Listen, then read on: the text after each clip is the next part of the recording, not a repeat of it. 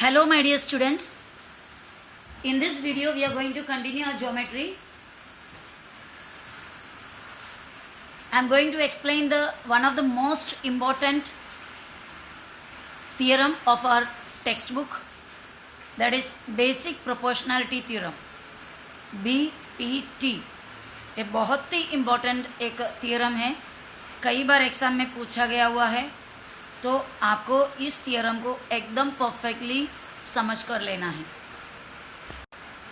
तो यहाँ पर एक ट्रायंगल मैंने बनाया है, ट्रायंगल का नाम है ABC, ट्रायंगल ABC। इस ट्रायंगल में देखो, इसका तीनों साइड को एक बार देख लेते हैं। AB एक साइड है, BC दूसरा साइड है और AC तीसरे साइड है। ये तीनों साइड में से BC जो साइड है उसको पैरेलल एक लाइन यहाँ पे से जा रहा है। ये देखो, एक पैरेलल लाइन जा रहा है, कौन से साइड को? साइड BC के लिए। साइड BC के लिए एक पैरेलल लाइन जाता है। वो पैरेलल लाइन क्या है? ये है, इसको चाहे तो हम L नाम दे सकते हैं या फिर सिंपली PQ नाम दे दिया। तो PQ लाइन जो है BC साइड को पैरेलल जा रहा है। सिर्फ पैरेलल ही नहीं, साथ साथ में, यानी BC का पैरेलल तो है ही, साथ साथ में दूसरे दो साइड है। कौन साइड? AB और AC। ये दोनों साइड को ये लाइन काट रहा है। AB को काट रहा है वो P पे और AC को काट रहा है Q पे।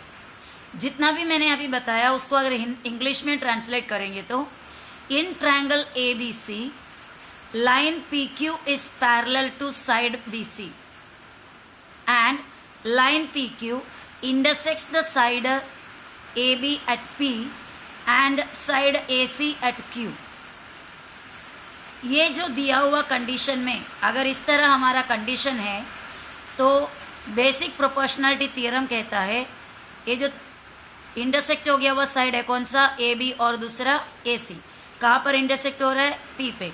इस वजह से जो ये भी साइड है उसके दो पीसेस बन जाते हैं। एक पीस है AP, दूसरा पीस है PB। इसी तरह AC का भी दो पीसेस बन जाते हैं, एक पीस AQ, दूसरा पीस QC। ये दोनों पीसेस प्रोपोर्शनल रहेगा। प्रोपोर्शनल रहेगा मतलब ये पीसेस को दोनों को अपॉन में डालो और ये पीसेस को अपॉन में डालो, दोनों अपॉन इक्वल रहेगा, दोनों का रेशियो इक्वल रहेगा। इस तरह AP upon PB equals AQ upon QC। इस तरह प्रोपोर्शन में रहेगा। ये है BPT। तो अभी चलो हम ये BPT का स्टेटमेंट देखते हैं। Basic proportionality theorem statement is, if a line parallel to a side of a triangle, अगर एक लाइन पैरेलल है एक ट्रायंगल के एक साइड को, and intersects the remaining sides, और बचा हुआ दो साइड को इंटरसेक्ट भी कर रहा है इन टू डिस्टिंक्ट पॉइंट्स, दो अलग अलग पॉइंट में इंटरसेक्ट कर रहा है, देन तो the line divides the sides in the same proportion. Line वो दोनों साइड को सेम प्रोपोर्शन में, इक्वल प्रोपोर्शन में डिवाइड करेंगे। कहने का मतलब मैंने ऑलरेडी आपको बताया, एक ट्रायंगल है ABC, उसमें PQ एक साइड को पैरेलल है, BC को पैरेलल है, और वो PQ दूसरे दोनों साइड को इंटरसेक्ट कर रहा है P और Q पे। अगर ऐसा है तो ये जो इंटरसेक्ट किया हुआ साइड डिवाइड होता है यानी दो पीसेस बन जाता है सेम प्रोपोर्शन में, यानी AP upon PB is equal to AQ upon QC। ये हमारा स्टेटमेंट का पूरा मीनिंग बताया मैंने। अब यहाँ पर सम अवे हमें प्रूव करना है। ये प्रूव करने से पहले हम अच्छी तरह ये बेसिक प्रोपोर्शनलिटी थ्योरम को अलग अलग ट्रायंगल में पहचान लेते हैं। यहाँ पर एक ट्रायंगल मैंने बनाया है, इस ट्रायंगल को नाम दे देते हैं P और Q और R, PQR, PQR, ठीक है। और एक लाइन में यहाँ पर पैरेलल बना रही हूँ इस तरह। पहले जो ट्रायंगल में बनाया था ऐसा हॉरिजॉन्टली बनाई थी, अभी इसमें इस तरह पैरेलल बना रहे। लाइन को L नाम दे दिया और PR को L लाइन काट रहा है समझो S पे, और QR को ये लाइन L काट रहा है T पे, S और T पे दोनों साइड को काट रहा है। तो यहाँ पर बीपीटी क्या कहेंगे? बीपीटी का थियरम कहेंगे, जो कटने वाले लाइन के लिए हम बीपीटी बोलते हैं। पैरेलल वाला जो है एल पैरेलल किसको है? पीक्यू। तो बीपीटी में पीक्यू कभी आएगा ही नहीं। जो कटे हुए साइड है कौन सा है? पीआर और क्यूआर, वो ही दो रेशियो आएगा, उसका दोनों टुकड़ों का रेशियो आएगा। आप चाहे इस रेशियो को पीएस अपॉन यहाँ से S R, PS upon S R, आपने किधर आर के तरफ आया तो ये क्यू से भी आर की तरफ ही आना है, equals Q T upon T R. इस तरह हमारा बीपीटी कहता है। यही जो बीपीटी का स्टेटमेंट है, जो रेशियो मैंने लिखा, इस रेशियो को ये साइड से भी हम लिख सकते हैं। मैंने पहले इस तरफ से लिखा, पी से आर की तरफ, आर से पी की तरफ भी लिख सकते हैं, यानी कि जो कॉर्नर है उधर से पैरेलल वाला लाइन की तरफ, साइड की तरफ भी जा सकते हैं। तभी कैसे लिखेंगे? आर एस अपॉन एस से पी तक, एस पी इक्वल्स आर से ऐसा गया तो आर से इधर भी इस तरह जाना है, R T upon T Q, sorry T Q, T Q. कभी भी आपने ये जो बनाया बीपीटी जो लिखा, एक आपने इस तरह लिखा समझो P S upon S R, तो दूसरा गलती से R T upon T Q नहीं लिखना। आप यहाँ से जा रहा है तो ये भी उधर से ही वही डायरेक्शन में जाना है। आप इस तरफ से लेफ्ट टू राइट आया तो इधर भी लेफ्ट टू राइट जाना है। अगर आप राइट से लेफ्ट जा रहा है तो यहाँ पर भी राइट से लेफ्ट जाना है। समझ रहे हो? एक जगह में लेफ्ट से राइट आया, दूसरे जगह में राइट से लेफ्ट नहीं जाना, रॉन्ग हो जाएगा। ओके, और एक ट्रायंगल यहाँ पर मैं आपके लिए रखी हूँ। ये देखो दूसरा, दो ट्रायंगल हमारे पास है। ट्रायंगल को आप हमारे हिसाब से कोई भी नाम हम दे सकते हो। चलो नाम दे दिए MNP, और इसका पैरेलल मैंने इस तरह बनाया। ये लाइन पैरेलल है और ये R पे और Q पे इंटरसेक्ट हो गया। ये पॉइंट R है, ये पॉइंट Q है। यहाँ पर बीपीटी क्या कहेंगे? इधर बीपीटी कहेंगे, आप कैसा भी इधर से लेफ्ट साइड में या यहाँ से राइट साइड में ले सकते हो। चलो मैं यहाँ पे राइट साइड में ले रही हूँ, NQ upon QP equal to, यहाँ पर भी उसी से स्टार्ट करना पड़ेगा, NM upon NR upon RM, NQ upon QP, NR upon RM। चलो ये ट्रायंगल में देखते हैं। ये ट्रायंगल में मैं पैरेलल इस तरह बना रही हूं। ट्रायंगल का नाम दे दिया PQR और AB। पैरेलल लाइन ए और बी पे इंटरसेक्ट कर रहा है। तो बनाया हमने बीपीटी, इसके अंदर QA upon AP equal to QB upon BR, QA upon AP equal to QB upon BR। इस तरह चाहे आप लिख सकते हो, नहीं तो फिर उसका उल्टा, QA के बदले में इधर से PA अपॉन AQ, ऐसा रहेगा तो फिर इधर से भी Q की तरफ ही आना है, RB upon BQ, PA upon AQ, RB upon BQ, दोनों आके एक ही जगह में रुक जाना है। ओके, और एक ट्रायंगल मैंने बनाया, यहाँ पर इस तरह मैंने पैरेलल दे दिया। इस ट्रायंगल को XYZ नाम दिया और यहाँ पर I और J नाम दिया, पैरेलल जहाँ पर कटते हैं। यहाँ का हमने बनाया ZI upon IX equals ZJ upon JY। Okay, इतना क्लियर हुआ? अलग अलग ट्रायंगल में बीपीटी किस तरह फाइंड आउट करना है, बीपीटी का जो स्टेप है, जो प्रूफ है, वो किस तरह लिखना है बताया। अब ये बीपीटी थ्योरम को हम प्रूफ कर लेते हैं। पहले तो हमने स्टेटमेंट लिख दिया, स्टेटमेंट लिखने के बाद गिवन लिखना है। तो अभी तक जो मैंने बताया आपको समझा रही थी, वो कुछ भी आपको बीपीटी प्रूफ करने पे लिखने की ज़रूरत नहीं है, लेकिन ये स्टेटमेंट से आपका प्रूफ चालू हो जाता है। गिवन पहले लिखना है, ट्रायंगल में क्या क्या दिया हुआ है। यहाँ पर ट्रायंगल छोटा दिख रहा है, इसके लिए आपको मैं थोड़ा सा बड़ा करके दिखा देती हूँ ट्रायंगल, ताकि आप गिवन बराबर लिख पाएँ। ये हमारा ट्रायंगल हुआ ABC।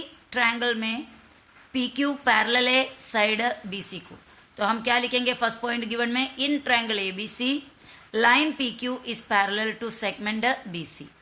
सेकेंड पॉइंट लिखेंगे, लाइन जो PQ है AB को P पे और AC को Q पे कट रहा है। Line P Q intersects line segment A B at P and segment A C at Q.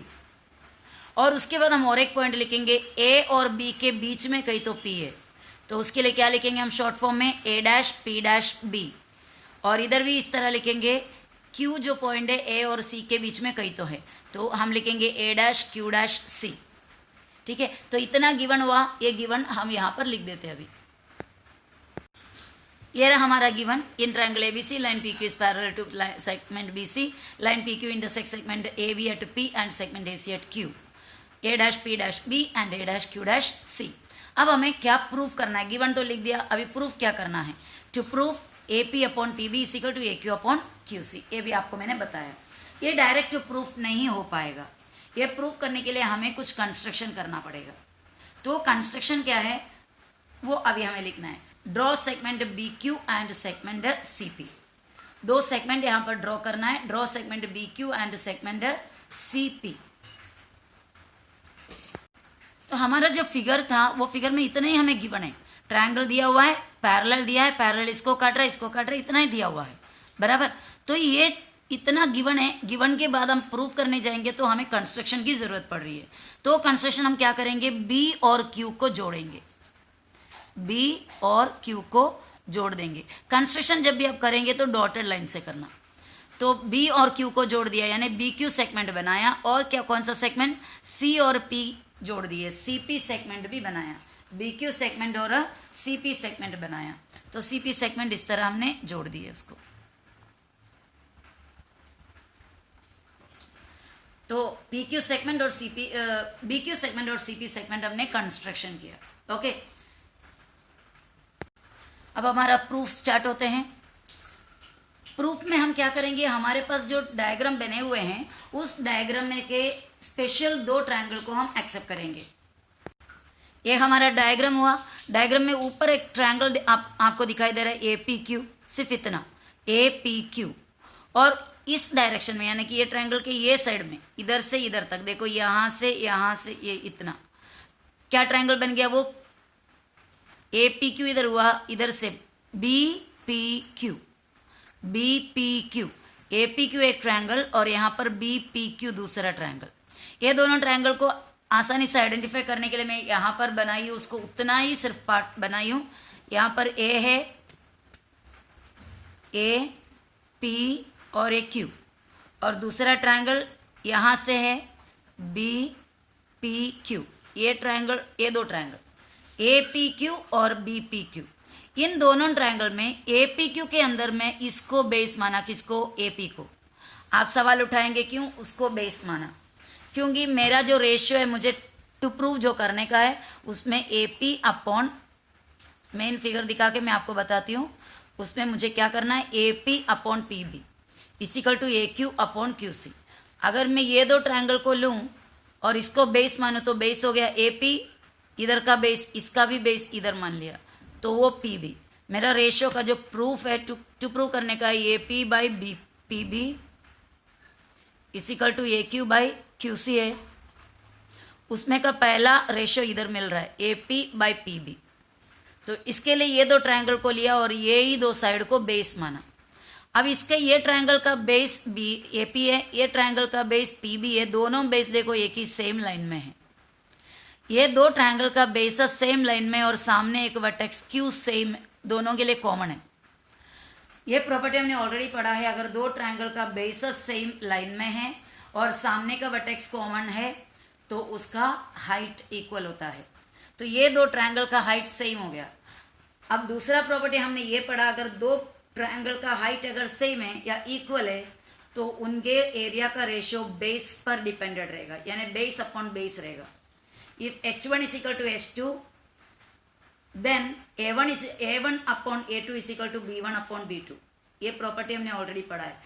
अगर h1 और h2 दोनों इक्वल है तो a1 अपॉन a2 यानी दोनों ट्रायंगल का रेशियो एरिया का is equal to b1 upon b2 रहेगा।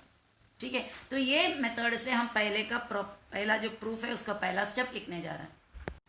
तो हमने लिए ये दो ट्रायंगल को ए पी क्यू और बी पी क्यू को। तो triangle APQ and triangle BPQ have bases AP and PB on the same line. Triangle एपीक्यू और ट्रायंगल बीपीक्यू का बेसिस एपीक्यू का एपी है, बीपीक्यू का पीबी है, दोनों सेम लाइन में है विथ कॉमन वर्टेक्स सामने है, ये लाइन के सामने एपी पीबी ये सेम लाइन, उसके सामने कॉमन वर्टेक्स क्यू है। ओके तो वही सेंटेंस मैंने यहाँ पर लिखा, triangle APQ and triangle BPQ have bases AP and PB on the same line with common vertex Q। इसका कोई रीजन नहीं क्योंकि हम फिगर में से देखकर वैसे की वैसा लिखा है। अगर ऐसा है तो दे हैव इक्वल हाइट्स, बराबर, बेसेस सेम लाइन में है और सामने का वर्टेक्स कॉमन है तो दे हैव इक्वल हाइट।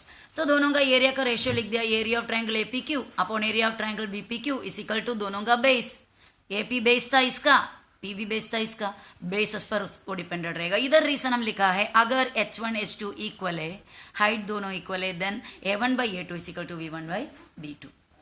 इतना समझ में आया। तो अभी हम दूसरे दो ट्रायंगल को कंसिडर करने जा रहे हैं। ये जो ट्रायंगल है, ट्रायंगल के अंदर वापस हम लेंगे APQ को, सेम जो ट्रायंगल है उसको लेंगे और इस तरफ जो BPQ लेने के बदले ये साइड से लेंगे CPQ। APQ और BPQ पहले लिया, अभी सेम APQ और इस तरफ से CPQ लेंगे और उसको पहचानने के लिए मैंने नीचे बनाया है, वो भी ये हुआ आपका APQ। ओके APQ हुआ और यहाँ पर C है, CPQ हुआ A डायरेक्शन में। इसका बेस मैंने इसको माना है और इसका बेस इसको माना है, ये B1 है, ये B2 है। ओके जिस तरह मैं पहले वाले में ये B1 और ये B2 लिया था, इस तरह इसमें B1 और B2 AQ अपॉन QC, ये मेरा रेशियो में है, टू प्रूफ में है, BPT के प्रूफ में है AQ अपॉन QC। ये दो ट्रायंगल का दोनों बेसिस जो है सेम लाइन में है, देखो इसी सेम लाइन में और सामने P वर्टेक्स कॉमन है। जिस तरह ये है वही सेम टू सेम है, बस नाम अलग है, डायरेक्शन अलग है। तो इन दोनों का एरिया का रेशियो किस पे जाएगा, बेस पे जाएगा, यानी AQ अपॉन QC आएगा। अब हमारा फोर्थ नंबर स्टेप हो गया, APQ and triangle CPQ have basis AQ and QC on the same line with common vertex P, जो अभी मैंने एक्सप्लेन किया वही सेंटेंस। इसलिए दे हैव इक्वल हाइट्स, जैसा पहले वाला था सेम केसेस है, यहाँ पर सिर्फ नाम अलग है। उनका हाइट इक्वल है, हाइट इक्वल है तो दोनों का एरिया लिखेंगे। सब कुछ हम रिपीट कर रहे हैं, पहले एक तरफ लेफ्ट साइड के ट्रायंगल्स को लेके था, अभी राइट साइड के ट्रायंगल को लेके, पर सब कुछ सेम है। ट्रायंगल APQ का area of triangle APQ upon area of triangle CPQ, triangle यहाँ पे नहीं लिखा, triangle CPQ is equal to AQ upon QC। यहाँ पर भी वही रीजन है, अगर H1 और H2 इक्वल है तो A1 upon A2 is equal to B1 upon B2। इतना क्लियर हुआ तो आगे जाते हैं। अब बच्चों हमारा ये थर्ड पॉइंट को जरा ध्यान दो, थर्ड पॉइंट में आपको मिला है APQ अपॉन BPQ, बराबर। अभी सिक्स्थ पॉइंट में आपको क्या मिला है, देखो APQ अपॉन CPQ, बराबर। आपका थर्ड और सिक्स्थ पॉइंट को मैंने वापस इधर उठा के लिखे हैं, area of APQ upon area of triangle BPQ is equal to AP upon PB। Six point में बता रहा है area of triangle APQ upon area of triangle CPQ is equal to AQ upon QC। ये दो equation या दो points को देखो, दोनों के यहाँ का लेफ्ट साइड का, I am talking about the left side, left side के न्यूमरेटर इक्वल है, लेफ्ट साइड के रेशियो के ऊपर जो टर्म है न्यूमरेटर सेम है। देखो इधर भी एरिया ऑफ ट्रायंगल APQ, यहाँ पर भी एरिया ऑफ ट्रायंगल APQ, तो आधा आधा ये इसका लेफ्ट और इसका लेफ्ट का हाफ ऑफ इक्वल हुआ, यानी न्यूमरेटर इक्वल हुआ। तो डिनोमिनेटर क्या है, देखो एरिया ऑफ ट्रायंगल BPQ है और यहाँ पर एरिया ऑफ ट्रायंगल CPQ है, वो डिनोमिनेटर अलग है तो ये पूरा इक्वल नहीं बनेगा। चलो हम डिनोमिनेटर को सेम बना सकते हैं क्या, देखना है। न्यूमरेटर तो ऑलरेडी सेम है, तो डिनोमिनेटर भी अगर सेम बन गया तो ये फुल लेफ्ट साइड और ये फुल लेफ्ट साइड इक्वल हो जाएगा।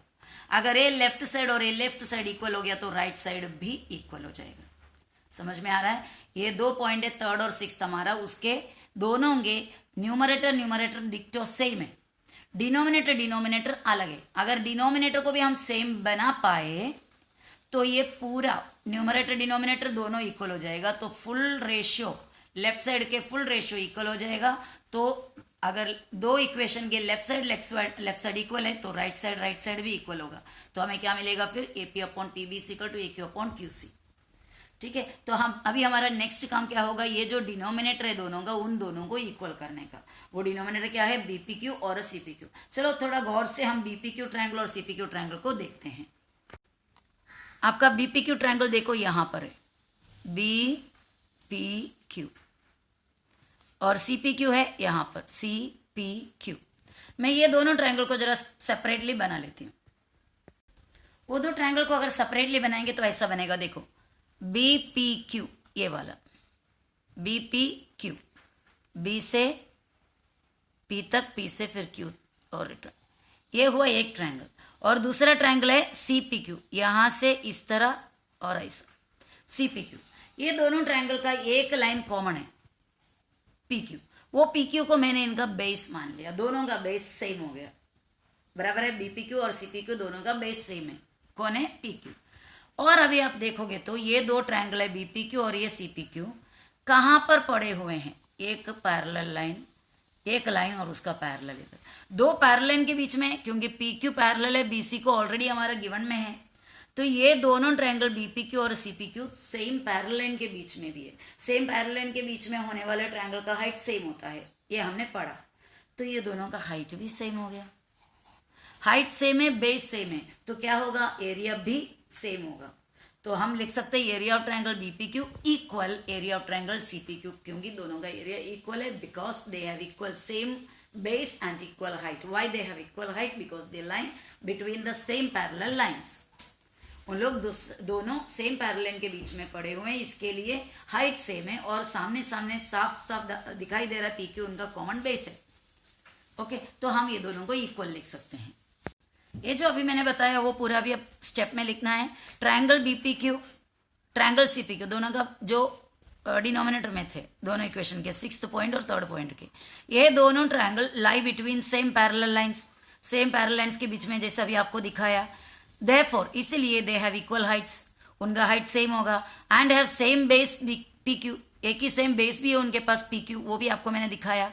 तो इसका मतलब हाइट भी सेम है, बेस भी सेम है, तो एरिया भी सेम है। तो हम नेक्स्ट पॉइंट में लिखा therefore area of triangle BP Q is equal to area of triangle CP Q. Reason हमने यहां पर लिखा, अगर इफ बेस 1 बेस 2 इक्वल है, हाइट 1 हाइट 2 इक्वल है, b1 is equal to b2 and h1 is equal to h2, then area भी equal होगा, a1 is equal to a2, therefore area is equal to area of BP Q is equal to area of CP Q.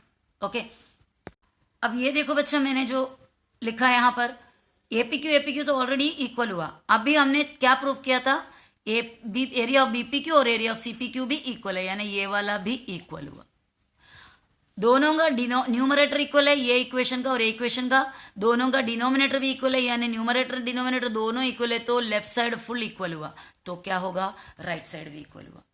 कौन से point से left side पूरा equal मालूम पड़ा, 3rd point था, 6 point है, और अभी हमने जो बनाया हुआ पॉइंट, ये तीनों मिलकर हम बता सकते हैं कि ये लेफ्ट साइड इक्वल है। ओके, तो अभी वो कंटिन्यू करना हमें।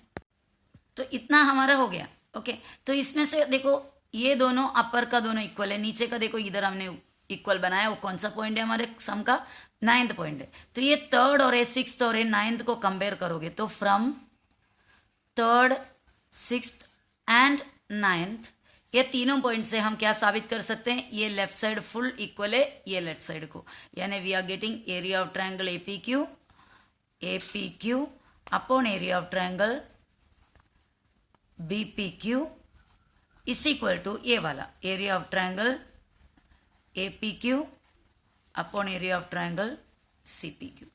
ये कहाँ से लाए, देखो ये पॉइंट में और ये पॉइंट में आप कंपेयर करो, दोनों के न्यूमरेटर इक्वल है, डिनोमिनेटर इक्वल है करके यहाँ पे बताया 9th पॉइंट में, तो इस वजह से ये फुल इक्वल हुआ, यानी ये लेफ्ट साइड और ये लेफ्ट साइड इक्वल हुआ। अगर दो ये पॉइंट को हमने 10th पॉइंट बनाया, अगर ये दोनों इक्वल है यानी ये दोनों इक्वल है, तो उसका राइट हैंड साइड भी तो इक्वल होगा, यानी कि एपी अपॉन पीबी और ए क्यू अपॉन क्यूसी भी इक्वल हुआ। तो हमारा 10th पॉइंट में हम लिखेंगे therefore AP upon PB is equal to A Q upon QC. Okay, इसी को ही हमारा प्रूफ के अंदर अभी मैं लिखने जा रही हूँ।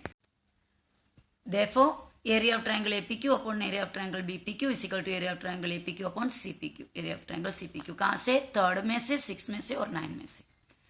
3rd और 6 वैसे ही है, उसके राइट साइड में AP अपॉन PB था 3rd के और ये 6th के, और ये 9th वाले पॉइंट भी मिलाकर हमें ये मिला AP upon PB is equal to AQ upon QC। ये कहाँ से लाए, 3rd में से, 6th में से और 10th में से। अभी आपको मैंने सेपरेटली एक्सप्लेन किया था। तो ऑल टुगेदर अभी हमारा सम हो गया है, लेकिन ये सम को एक्सप्लेन करने के लिए मैं मेन एक्सप्लेनेशन में से यहाँ वहाँ गया तो आपको भी कंफ्यूजन होगा कि कहाँ से क्या लिखना है क्या नहीं लिखना है। So I am showing you everything line wise. सबसे पहले आपको हेडिंग लिखना है बेसिक प्रोपोर्शनलिटी थ्योरम, फिर स्टेटमेंट लिखना है, और उसके बाद आपको स्टेटमेंट के नीचे एक डायग्राम, प्रॉपर डायग्राम बनाने का है। ये देखो आपका डायग्राम हुआ। डायग्राम के साथ आपको कंस्ट्रक्शन भी करके रख देना है, क्योंकि आपको पता है कंस्ट्रक्शन इसमें होगा। ठीक है, कंस्ट्रक्शन भी ड्रॉ किया, कंप्लीट डायग्राम का ड्रॉ यही है। गिवन लिखेंगे उसके बाद, ये पूरे गिवन्स है, गिवन का सेंटेंसेस। ओके, गिवन के बाद होगा टू प्रूव।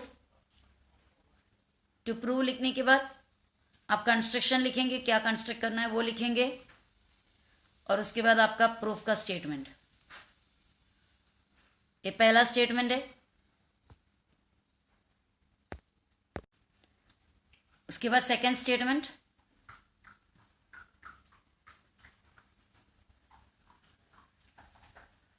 फिर थर्ड स्टेटमेंट और उसका रीजन, फिर फोर्थ, उसको रीजन की जरूरत नहीं है, और आगे आया fifth statement. Next sixth statement हुआ।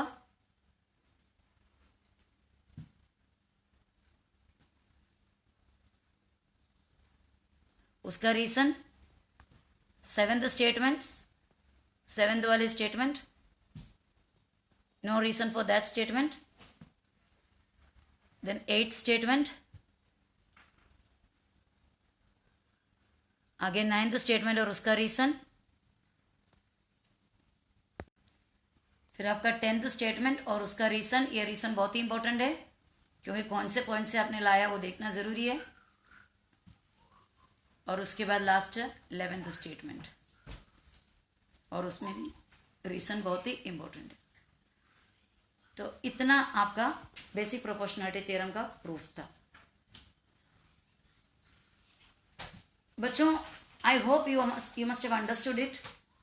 If any doubt is there, please express that. Thank you for watching. Bye bye.